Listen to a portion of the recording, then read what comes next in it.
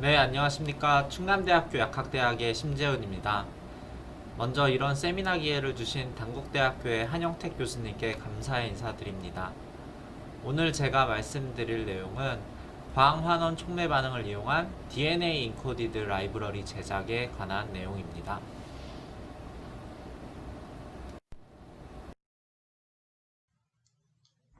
네, 먼저 자세한 연구 내용에 대해서 말씀드리기 전에 광환원 촉매 반응이 어떤 것인지 간단하게 말씀드리고 넘어가도록 하겠습니다. 의학화학이나 유기화학을 전공하는 학생이 아닐 경우에 조금 어려운 내용일 수도 있는데 최대한 간단하게 설명을 드리도록 하겠습니다. 광활원 촉매 반응이라는 것은 가시광선을 이용해서 싱글 일렉트론 트랜스퍼를 일으켜 화학적 변화를 일으키는 것입니다. 밑에 나오는 내용을 보면 메탈 컴플렉스 앤 오르게닉 다이가 광환원 촉매에 해당하는 겁니다.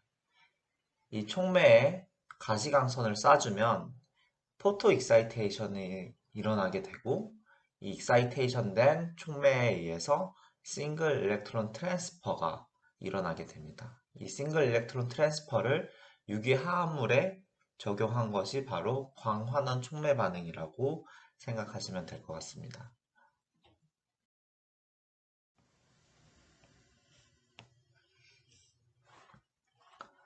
네, 여기 나와 있는 루테늄 컴플렉스가 광환원 촉매 반응에 사용이 되는 촉매입니다.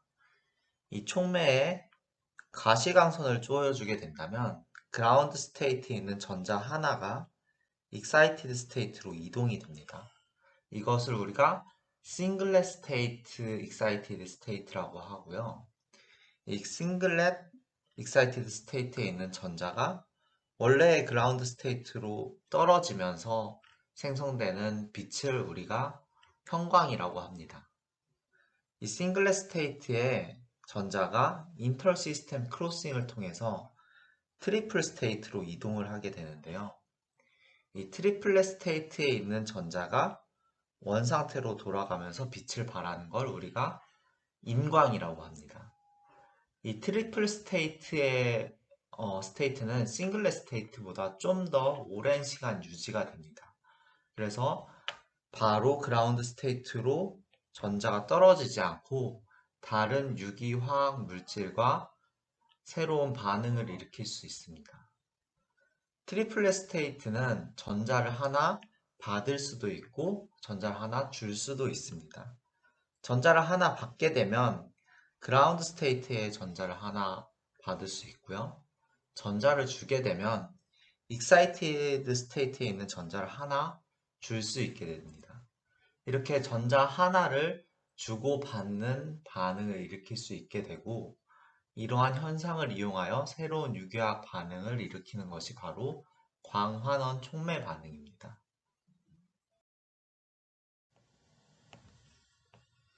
네, 그러면 간단한 예를 들어서 다시 한번 설명을 드리도록 하겠습니다.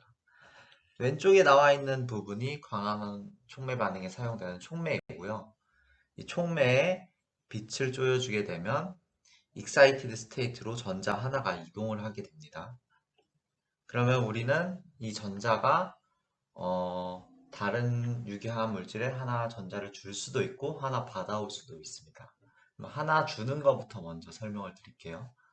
전자 하나를 주게 되면 전자를 받는 어셉터에 루모의 전자가 이동을 하게 됩니다. 그러면 촉매 입장에서는 전자 하나를 주었기 때문에 옥시데이션이 되는 거고요. 전자를 하나 받는 어셉터는 전자를 하나 받기 때문에 리덕션이 되게 됩니다. 이렇게 전자를 하나 받는 리덕션 역할을 하는 유기화학 물질 중에 가장 대표적인 물질이 알킬 할라이드에 해당이 됩니다. 알킬 할라이드가 전자를 하나 받게 되면 알킬 라디칼과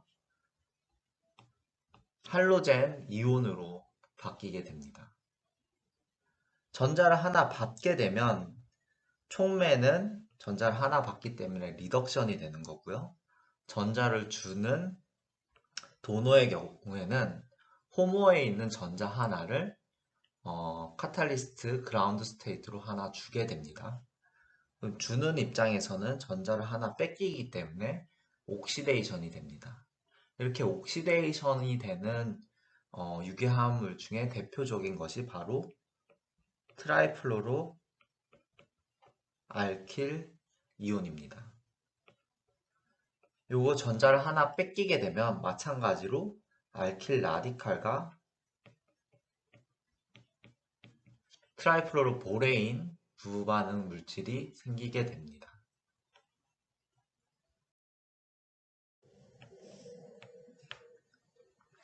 네, 이렇게 먼저 광화문 촉매가 빛에 의해 익사이테이션 된 후에 전자를 먼저 하나 줘서 촉매가 옥시데이션이 되면 우리는 이거를 옥시데이티브 캔싱 사이클이라고 합니다. 이렇게 옥시데이션 된 촉매는 전자를 하나 줄 수 있는 도너와 다시 만나게 되고요. 원래 그라운드 스테이트로 옮겨가게 되면서 촉매가 다시 살아나게 됩니다. 반대로 익사이테이션 된 촉매가 전자를 하나 받으면서 일어나는 일을 우리는 리덕티브 캔칭 사이클이라고 합니다. 그래서 두 가지 반응을 이용해서 새로운 반응을 찾아내게 됩니다.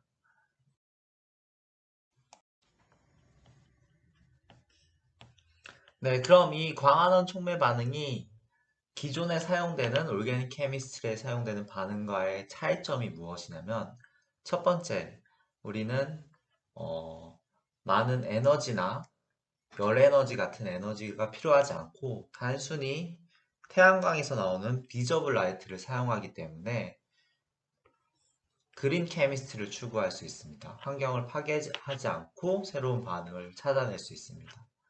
두 번째는 일반적인 유기화학 반응이 일으키는 2 일렉트론 트랜스퍼가 아닌 싱글 일렉트론 트랜스퍼, 전자 하나를 주고받으면서 반응이 일어납니다.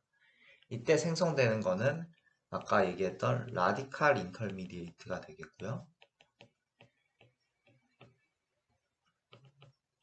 이 라디칼 인터미디에이트의 특징은 우리 몸에 존재하는 바이오 몰리큘, DNA나 프로틴 같은 바이오 몰리큘에 컴패러블 하다고 알려져 있고요.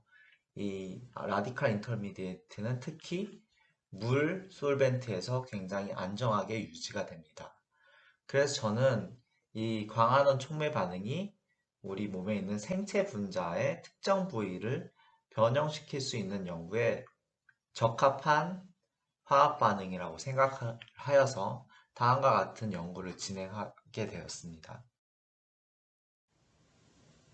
네, 그래서 오늘 제가 말씀드릴 내용은 앞에서 보여드렸던 광환원 촉매 반응을 이용하여서 DNA가 붙어 있는 DNA 인코디드 라이브러리 테크놀로지에 적용이 가능한 새로운 유기화학 반응을 찾아내는 내용입니다. 이를 통해서 우리가 DNA 인코디드 라이브러리 제작이 가능함을 증명하고 DNA 인코디드 라이브러리의 케미컬 스페이스를 넓혀주려고 하고 있습니다.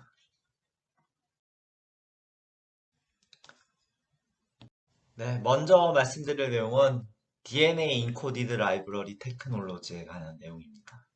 DNA 인코디드 라이브러리 테크놀로지에 대해서 설명드리기 전에 먼저 스몰 몰리큘의 신약 개발 과정에 대해서 간단히 말씀을 드리도록 하겠습니다. 신약 개발의 시작은 먼저 질병을 유발하는 타겟을 찾아내는 데서부터 시작을 합니다. 그리고 이 바이올로지컬 타겟이 드럭업을 한지, 드럭업을 하지 않은지에 대한 밸리데이션을 하게 되고요. 이게 드럭업을 한 타겟이라고 판단이 되면 이 바이올로지컬 타겟을 건드리는 케미컬 컴파운드인 힛 컴파운드를 찾아내기 시작합니다. 그 과정이 바로 힛 제너레이션 과정이고요. 힛을 찾아내게 되면 그 중에서 우리가 드럭으로 발전시킬 수 있는 리드 컴파운드를 찾아내게 됩니다.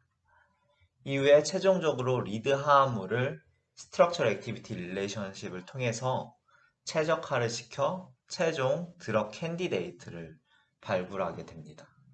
이렇게 발굴된 드럭 캔디데이트는 전임상, 임상 과정을 거치게 되고요. 최종 의약품 후보 물질로 발전이 됩니다. 이렇게 이 과정 중에 이학화학자들이 초기에 관여할 수 있는 분야는 바로 케미컬 힛 컴파운드를 찾아내는 부분입니다.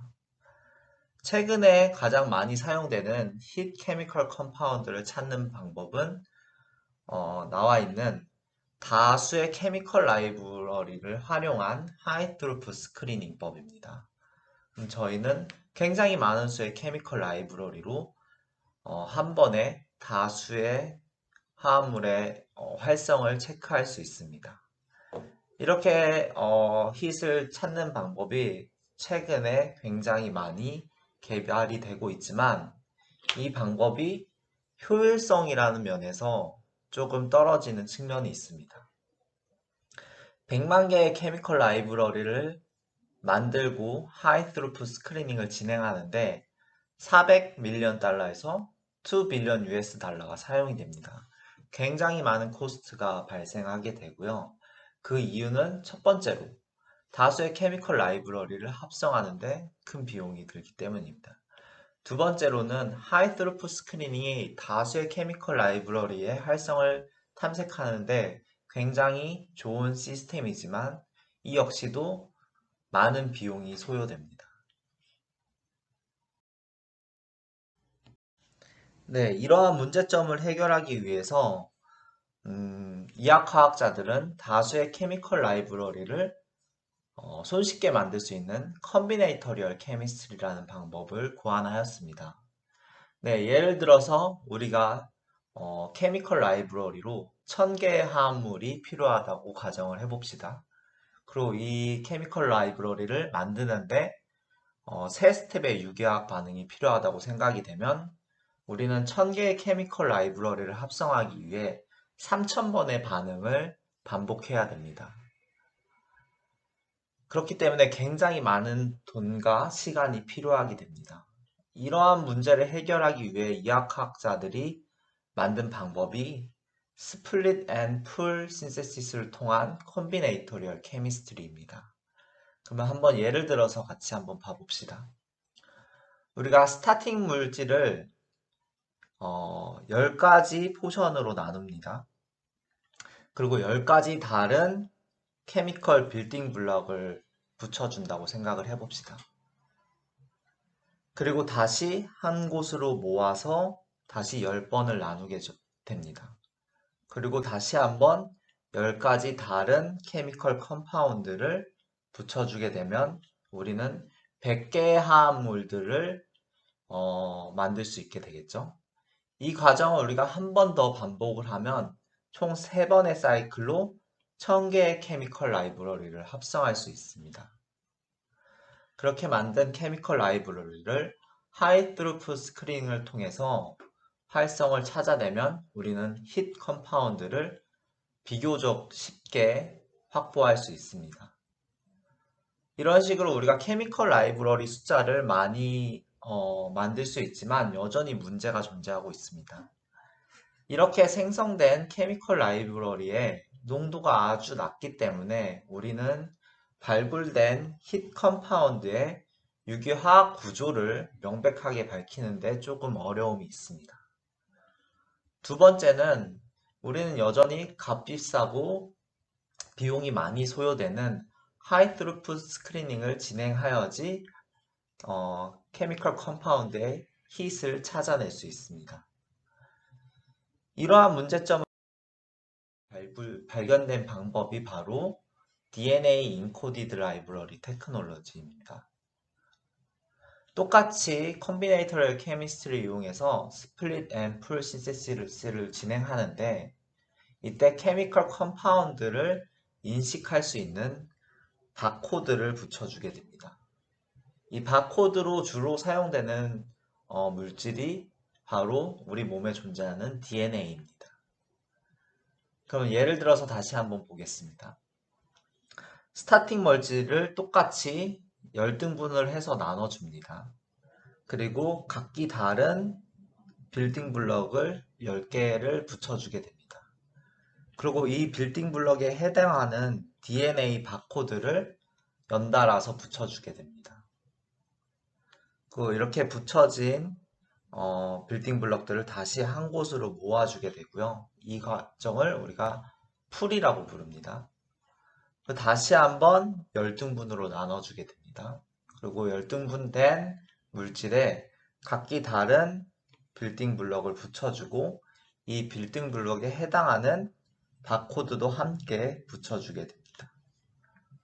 이 과정을 3번 반복하게 되면 우리는 똑같이 1000개의 케미컬 컴파운드를 확보할 수 있겠습니다. 아까 컴비네이터리와 케미스트리와 차이점은 각기 다른 1000개의 화합물들은 각기 다른 DNA 바코드를 지니게 됩니다. 그리고 하이 트루프 스크리닝을 사용하는 대신 우리는 어피니티 베이스드 셀렉션을 라는 활성 탐색 방법을 이용합니다. 우리가 목적하는 프로틴과 합성한 케미컬 컴파운드들을 같이 인큐베이션 시킵니다. 그러면 어피니티가 높은 리간드는 프로틴에 오래 붙어 있을 거고 어피니티가 낮은 리간드들은 워싱을 통해 쉽게 제거를 할 수 있습니다. 그럼 우리가 하이 어피니티 케미컬 컴파운드만 이렇게 남게 되고요. 이 하이 어피니티 케미컬 컴파운드는 DNA를 통해서 케미컬 컴파운드를 아이덴티피케이션 합니다. 밑에 나와 있는 이 DNA는 아주 저농도로 존재하지만 우리가 PCR 방법을 통해서 DNA 숫자를 증폭시킬 수가 있습니다. 이렇게 증폭된 DNA를 우리가 DNA 시퀀싱 법을 이용해서 바코드를 읽어주게 됩니다. 그러면 우리가 어떤 빌딩 블락이 케미컬 컴파운드에 존재하는지 어느 정도 예측을 해서 hit을 발견할 수 있습니다. 이러한 방법이 최근에 굉장히 많이 연구가 되고 있는 DNA 인코디드 라이브러리 테크놀로지의 기본적인 내용입니다.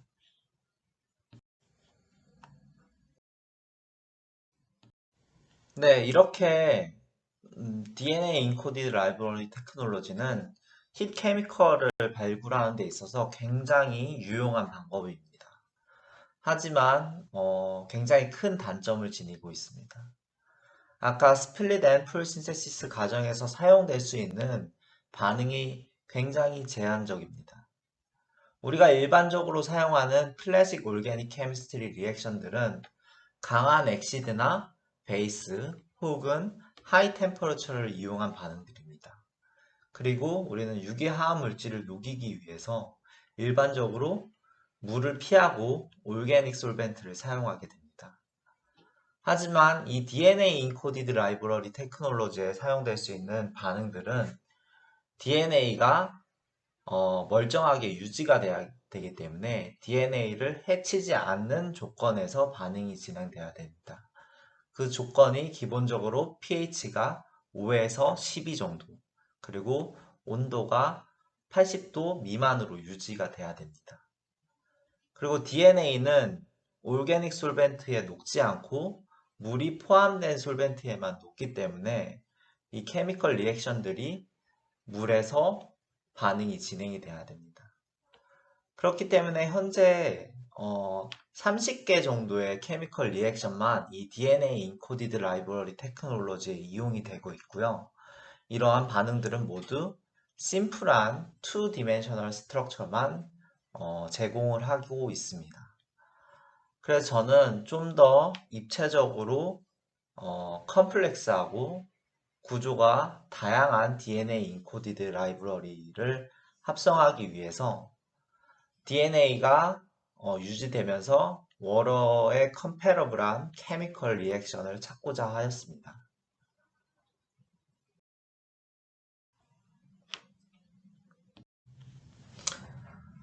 네, 일반적으로 올게닉 케미스트리에 사용되는 리액션들은 2 일렉트론 트랜스퍼를 이용한 반응들입니다. 2 일렉트론 트랜스퍼를 이용한 반응은 대부분 여기 나와 있는 알킬 애나이온 인터미디에이트를 거치는 반응입니다.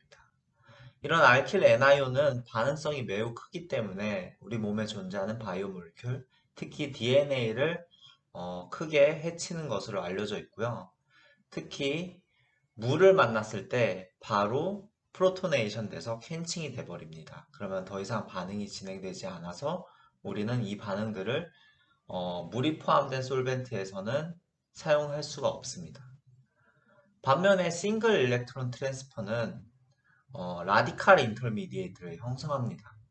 이 라디칼 인터미디에이트는 어느 정도 안정성이 확보가 돼서 바이오 몰리큘을 크게 해치지 않는다고 알려져 있고, 특히 물과 반응하지 않고 물 솔벤트 내에서 유지가 되는 것으로 알려져 있습니다. 그리고 아까 설명드렸듯이 광활원 촉매 반응은 간단하게 비저블 라이트만 비춰줘서 라디칼을 아주 손쉽게 형성을 할 수가 있습니다.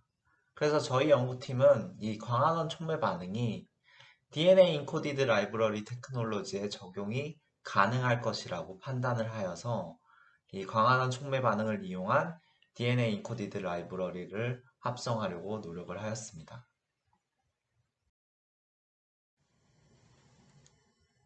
네, 저희는 DNA 인코디드 라이브러리 테크놀로지에 적용할 수 있는 광활원 촉매 반응으로 광활원 촉매 반응 중 가장 많이 활용이 되고 있는 다음과 같은 크로스 커플링 리액션을 사용하려고 하였습니다. 이 크로스 커플링 리액션은 아릴 컴파운드에 sp3 카본이 붙어있는 3D 컴플렉스한 케미컬 빌딩 블럭을 붙여주는 반응으로 우리는 DNA 인코디드 라이브러리 테크놀로지의 3D 컴플렉시티를 이 반응을 통해서 높일 수 있을 것이라고 생각을 하였습니다.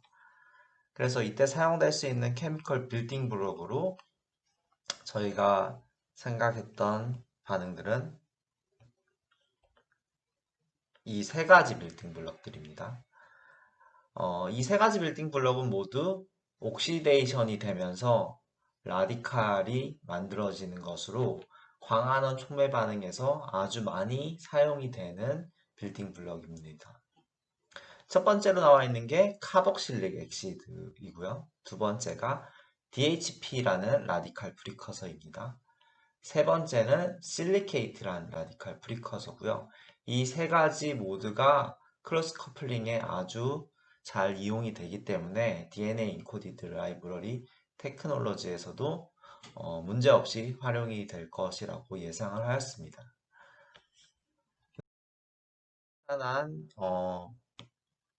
메커니즘은 다음과 같습니다.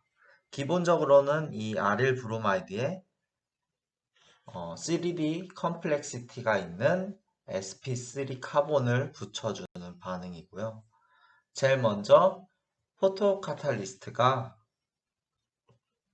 가시광선에 의해 익사이테이션이 됩니다. 그리고 라디칼 프리커서가 옥시데이션이 되면서 라디칼을 만들어주게 됩니다. 네, 그러면 전자를 하나 잃어버리는 거죠.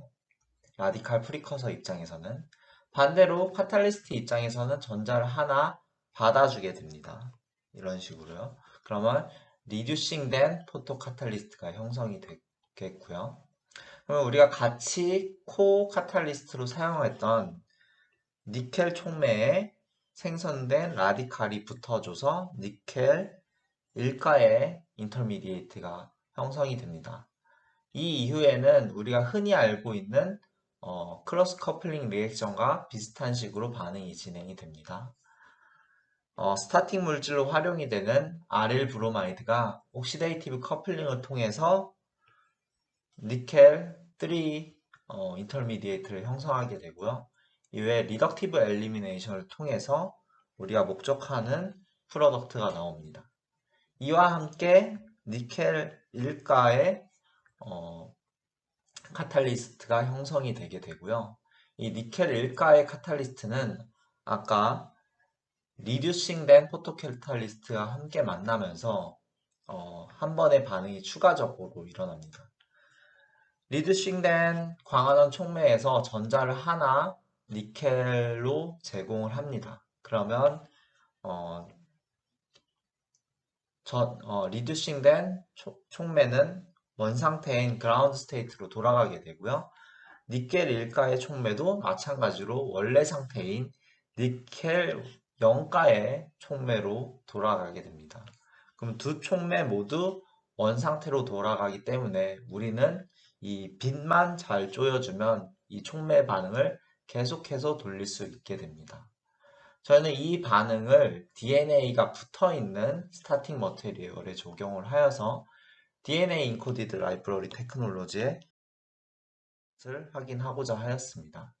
그래서 우리는 여러 가지 실험 방법을 시도해 본 끝에 DNA가 붙어 있는 이 스타팅 머테리얼에서도 sp3 카본이 붙어 있는 케미컬 빌딩 블럭이 붙는 최적의 반응 조건을 찾을 수 있게 되었습니다. 우리가 사용하는 거는 빛, 그리고 두 가지 촉매, 그리고 물을 포함한 솔벤트입니다. DNA가 닫힐 수 있는 여러 가지 강한 엑시드, 강한 베이스, 그리고 열 조건이 필요 없으면서 어느 정도 필요한 물을 함유한 반응입니다. 그래서 처음에는 저희가 DHP라는 라디칼 프리커서를 빌딩 블럭으로 사용하여서 반응을 진행하였습니다. 보시는 바와 같이 10가지가 넘는 케미컬 빌딩 블럭이 잘 도입이 되는 것을 확인할 수 있었습니다. 이 빌딩 블럭 모두 3D 컴플렉스한 구조를 지니고 있었고요. 다음과 같이 T뷰틸, 바이사이클릭 컴파운드처럼 아주 벌키하고 커다란 화합물들도 잘 들어감을 확인할 수 있었습니다. 이와 함께 많은 바이올로지컬 액티비티가 있는 케미컬 컴파운드들이 함유하고 있는 슈가 컴파운드도 문제없이 이 반응에 적용이 되는 것을 확인할 수 있었습니다. 이후에 저희는 빌딩 블럭 외에도 이 DNA가 붙어있는 스타팅 머테리얼도 다양하면 다양할수록 더 많은 케미컬 라이브러리를 만들 수 있기 때문에 아릴 브로마이드의 다양성도 확보하기 위해 다른 아릴 브로마이드 스코프를 탐색하였습니다. 방금 사용한 것보다 일렉트론 덴시티가 더 높은 아릴 브로마이드를 우리가 사용해 봤고요.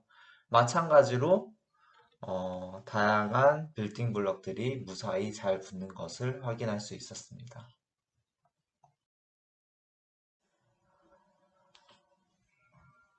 단순한 페니를 있는 아릴 브로마이드 외에도 헤테로 아톰이 붙어 있는 아로마틱 그룹에도 문제없이 이 반응이 진행되는 것을 확인하였습니다.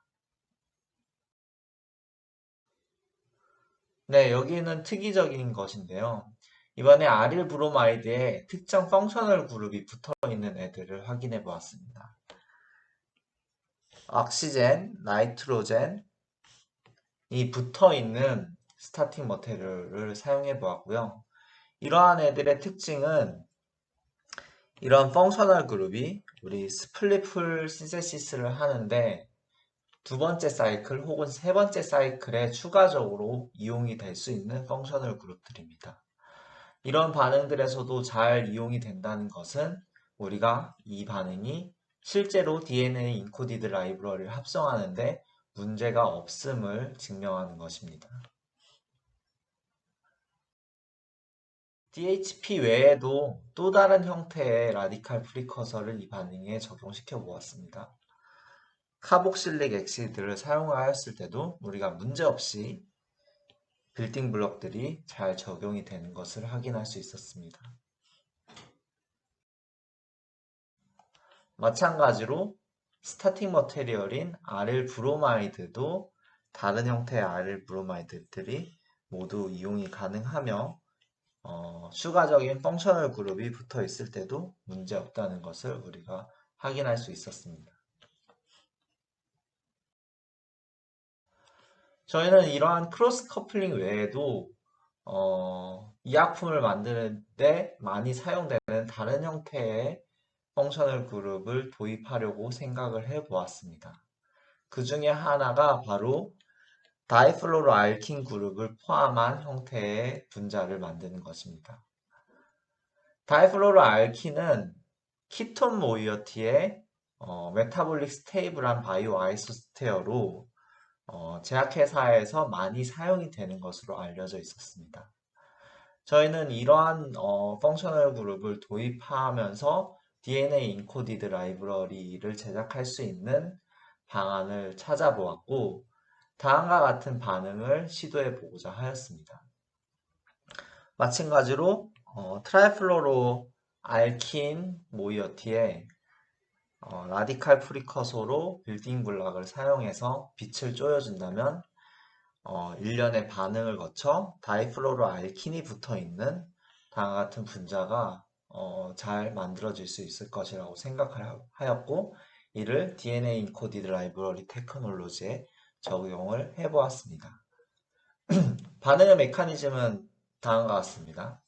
마찬가지로 강화환원 촉매가 빛에 의해서 익사이테이션이 됩니다. 그리고 전자를 하나 뺏으면서 촉매는 환원이 되고요. 라디칼 프리커션은 옥시데이션이 되면서 라디칼을 하나 만들어주게 됩니다.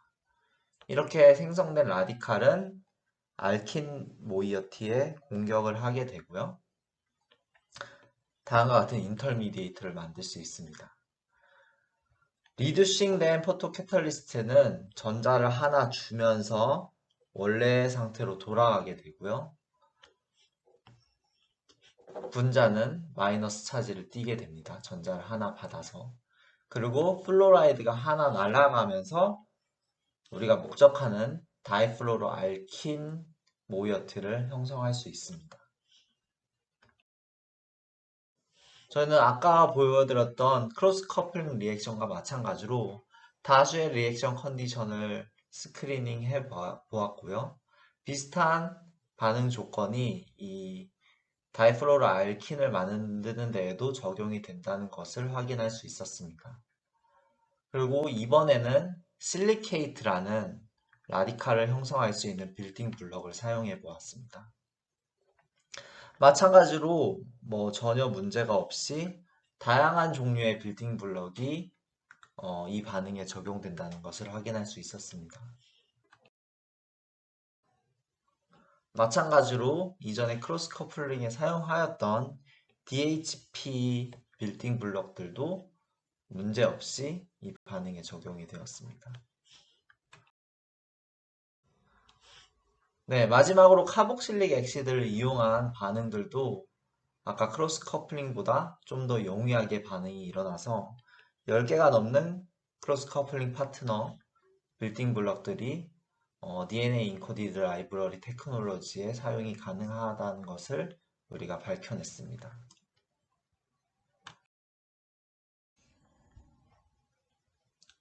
네, 그래서 저희는 DNA 인코디드 라이브러리 테크놀로지에 적용이 가능하면서 3D 컴플렉스한 sp3 카본을 도입할 수 있는 새로운 반응을 발견을 하였습니다. 이때 사용하였던 빌딩 블럭이 여기 나와 있는 세 가지입니다. 카복실릭 액시드, DHP, 그리고 실리케이트입니다. 하지만 이 카복실릭 액시드, DHP, 실리케이트 빌딩 블럭은 컴비네이토리얼 케미스트리, 즉 DNA 인코디드 라이브러리 테크놀로지에 적용하기에는 몇 가지 문제점이 있었습니다. 앞서 말씀드렸다시피 DNA 인코디드 라이브러리 테크놀로지에 적용할 수 있는 케미컬 빌딩 블락의 숫자가 많으면 많을수록 우리는 많은 수의 케미컬 라이브러리를 만들 수가 있습니다. 만약에 우리가 10가지 종류의 케미컬 빌딩 블락이 있다고 생각을 해봅시다. 그러면 3번의 사이클을 반복하면 우리는 1000개의 케미컬 라이브러리를 만들 수 있습니다. 만약에 우리가 이보다 더 많은 숫자인 100개의 케미컬 라이브러리가 있다고 생각을 하면 우리는 3번의 사이클을 거쳐 100만 개의 케미컬 컴파운드를 만들 수가 있습니다. 이렇게 많은 수의 케미컬 빌딩 블럭을 확보할수록 더 많은 수의 케미컬 라이브러리를 만들 수 있게 됩니다. 하지만 DHP와 실리케이트의 경우에는 우리가 많은 수의 케미컬 빌딩 블럭을 확보하기가 힘듭니다. DHP, 실리케이트 모두 합성을 통해서 만들 수 있기 때문에 우리가 손쉽게 많은 숫자의 케미컬 라이브러리 확보를 할 수가 없습니다. 카복실릭 엑시드의 경우에는 pH에 따라 반응성이 조금씩 바뀌게 됩니다. 그렇기 때문에 동일한 반응 조건에서 많은 수의 케미컬 라이브러리를 만드는 게 어려울 수가 있습니다. 그래서 저희는 많은 수의 케미컬 라이브러리를 확보할 수 있는 새로운 반응을 찾으려고 노력을 하였습니다. 그 중에 우리가 선택했던 케미컬 빌딩 블록은 바로 알킬 브로마이드입니다. 알킬 브로마이드는 유기화학에서 가장 많이 사용되는 케미컬 빌딩 블록이고요. 그만큼 많은 숫자를 확보할 수가 있습니다. 그리고 이 알킬 브로마이드는 광환원 촉매 반응에서 라디칼을 형성하는 것으로 이미 알려져 있었습니다. 그래서 저희는 이 알킬 브로마이드를 다시 한번 DNA 인코디드 라이브러리 테크놀로지에 적용을 하는 빌딩 블록으로 사용을 하려고 생각을 하였습니다. 마찬가지의 방법으로 저희는 다수의 케미컬 컴파운드와 스크리닝을 거쳐서 알킬 브로마이드가 적용이 되는 새로운 반응 조건을 찾을 수가 있습니다. 이 반응 조건 역시 촉매와 간단한 유기화학 솔트들 그리고 물 조건을 포함하고 있기 때문에 문제없이 DNA 인코디드 라이브러리 테크놀로지에 적용이 되는 것을 확인할 수 있었습니다. 마찬가지로 DNA가 붙어있는 RL 브로마이드에 이 반응을 적용해서 크로스 커플링이 일어나는지 확인을 해보았습니다. 보시다시피 전혀 문제없이 많은 숫자의 케미컬 빌딩 블록이 포함이 되는 것을 확인할 수 있었습니다. 아까 우리가 사용했던 DHP, 실리케이트, 그리고 카복실릭 엑시드에 비해 훨씬 더 많은 숫자의 알킬 브로마이드를 확보할 수 있었기 때문에 더 많은 케미컬 빌딩 블록이 이 반응에 적용되는 것을 확인할 수 있었습니다. 거의 20가지 정도의 케미컬 빌딩 블록이 적용이 되었고요. 특히 알킨, 클로라이드, 설포네이트, 이스터, 그리고 알콜과 같이 복잡한 화합물, 그리고 펑셔널 그룹이 있는 화합물들이 모두 무사히 반응이 되는 것을 확인할 수 있었습니다. 이와 더불어서 이 빌딩 블록 외에 우리가 사용되는 스타팅 머티리얼인 DNA가 붙어 있는 케미컬 빌딩 블록도 아주 다수 사용이 되는 것을 확인할 수 있었습니다. 파라 위치에 있는 아릴 브로마이드, 그리고 위치가 바뀌어 있는 올소 메타웨 위치에 있는 아릴 브로마이드, 헤테로 아톰이 붙어 있는 아릴 브로마이드 모두 문제없이 적용이 가능하였고요. 아릴 브로마이드 외에도 아릴 아이오다이드에도 무사히 반응이 진행되는 것을 확인할 수 있었습니다. 이전에 말씀드렸던 것처럼 추가적으로 반응이 일어날 수 있는 펑셔널 그룹을 포함한 스타팅 머테리얼에도 문제없이 반응이 모두 잘 진행이 되었습니다. 예를 들어서 보면 우리가 추가적인 반응이 일어날 수 있는 마이크로 어셉터, 그리고 알데하이드, 할로젠, 아민의 경우에도 모두 문제없이 반응이 진행되는 것을 확인할 수 있었습니다. 네, 그래서 저희는 최종적으로 DNA 인코디드 라이브러리 테크놀로지에 적용이 가능하면서 3D 컴플렉스한 sp3 카본을 도입할 수 있는 새로운 합성법을 개발을 하였습니다. 그래서 총 저희는 3가지 합성법을 개발을 하였고요. 이와 더불어 이 3가지 합성법에 적용이 가능한 4가지 다른 타입의 빌딩 블럭을 찾았습니다. 그리고 이 중에서 가장 유용하다고 생각하는 알킬 브로마이드를 이용한 크로스 커플링을 이용해서 현재 제약회사와 함께 실제적으로 DNA 인코디드 라이브러리를 합성하는 과정에 있습니다. 이렇게 형성된 DNA 인코디드 라이브러리로 활성 테스트를 거쳐서 새로운 신규 의학화학 후보 물질을 찾기 위해 노력을 하고 있습니다. 그리고 마지막으로 함께 연구를 진행했고 지도해 주신 유니버시티 오브 펜실베니아의 몰랜더 교수님과 여러 포스닥들 그리고 연구원께 감사의 인사를 드리고 함께 공동 연구를 진행해 주었던 GSK의 여러 연구원들께 감사의 인사를 드립니다. 네, 제 발표를 끝까지 경청해 주신 여러분들께 감사의 인사드립니다. 혹시라도 오늘 내용에 대해서 궁금한 사항이 있으시면 저에게 연락을 주시면 성심성의껏 답변을 드리도록 하겠습니다. 감사합니다.